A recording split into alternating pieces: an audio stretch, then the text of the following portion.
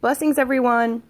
I wanted to talk today a little bit about our thoughts and our words, specifically that we say to ourselves.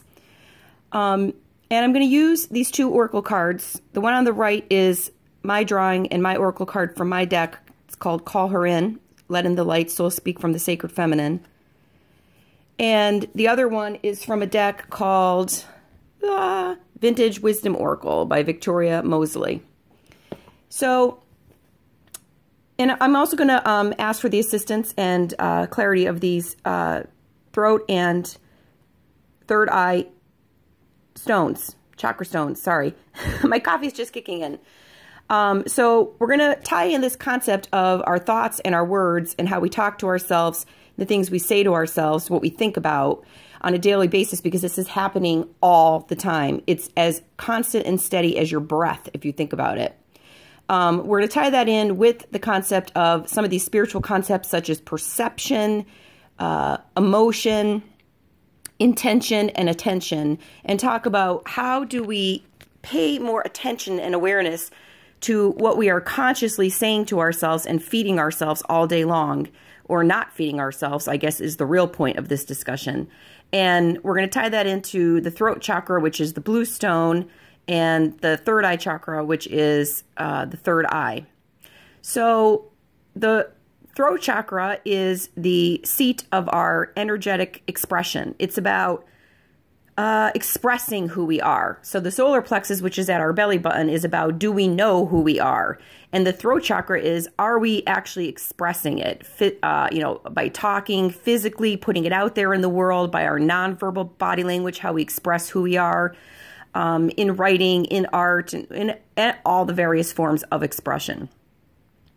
And the third eye chakra is between your regular eyes, and that is the seat of your intuition and your personal power, who you are, what your purpose is, what you came into this lifetime for.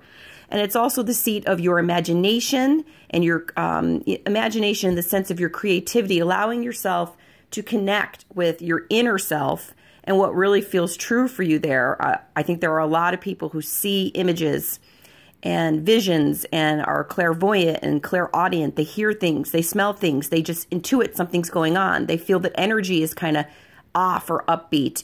All of these skills fall under deja vu. I think you know what I mean. All of these skills fall under our clairvoyant abilities, and that is at our third eye.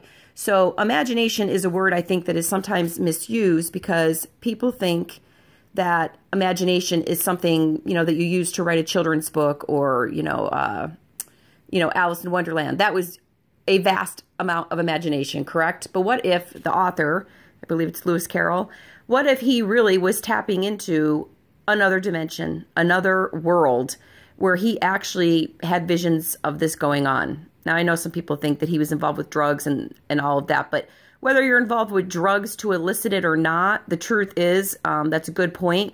The truth is people think they need things to alter their perception and their imagination. They need drugs, they need wine, they need mushrooms, they need pot, whatever. All of these things that we think chemically alter what we are goddess given, which is that we all have a third eye, an inner eye, and the ability to connect to ourselves, what's going on planet Earth in this incarnation, and to other worlds and dimensions, and to understand that it is a very vast universe filled with a lot of beauty and wonder and mystery. And we're only tapping into a very small part of it. As research says, we're only using, what's the statistic? Isn't it like 10% of our brain?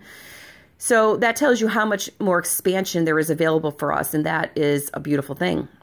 So the reason I bring up the throat chakra and the third eye in combination, because whenever the chakras are near each other, and these two are, because the root chakra would be down here, we'd have root, and then we'd have sacral, solar plexus, the heart chakra, throat, third eye, and then the crown.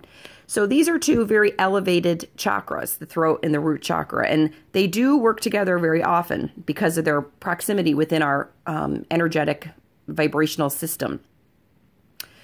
So the throat chakra, or the third eye chakra is also the seat of our thoughts. And what I mean by that is when that chakra is out of balance, you are not actually tapping into your third eye. You are spinning out of control. You are obsessive with your thoughts.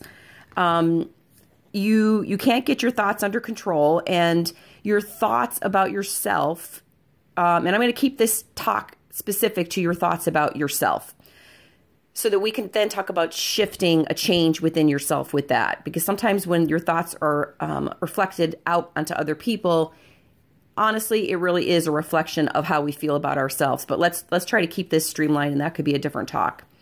So the third eye chakra, when that is overactive, is when you're laying in bed at night and you cannot stop your mind from racing, and you're thinking about every angle of a situation from 1,000 different vantage points, and you can't get your mind to shut down, and you can't really relax. And the reason why you can't sleep is because your third eye is completely off the chart, doing things that it's really not to its benefit or its full functioning.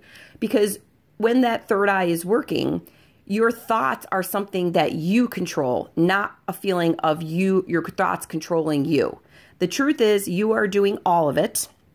You are always in control of everything that's going on in your life. You're always calling all of that in. But it feels like, right? It feels like I cannot get control of this. My thoughts are out of control. And you keep trying to figure something out and analyze it, and to the point of literal exhaustion. So when we learn to calm that third eye, and one of the things that I read recently, because I've been posting a lot about how I'm really into rainbow chakra eating because of Deanna Minnick. Her books are amazing. The science and the spirituality coming together with how important food is for energetically vitalizing our life is shifting me.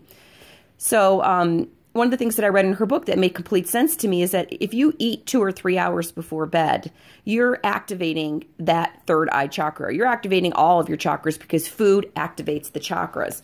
But if you're eating really stimulating things like coffee or sugar, you're going to wake that third eye chakra up. It's going to be overstimulated, and you're going to have a treacherous night of not being in a place of calmness. So keep that in mind. And there are a lot of other ways to balance your chakras, including your third eye. I'm not going to get into all of that because I'm already at 7 minutes here. But you can do some reading about that, and you really have to find what works for you. Some people do breathing techniques. Some people do artwork using purples and blues and indigos.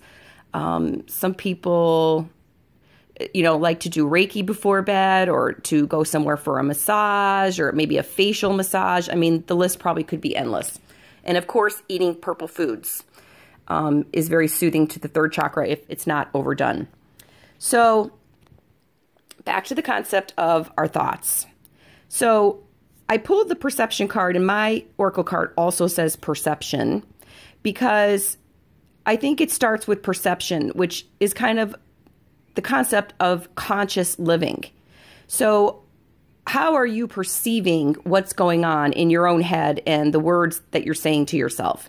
Are you conscious of them? Are you aware of them? Because perception is about, the whole thing about your own self-talk and thoughts is having the attention to take off the mask and say, I've been wearing this mask for a very long time, maybe since childhood, maybe since I was a teenager.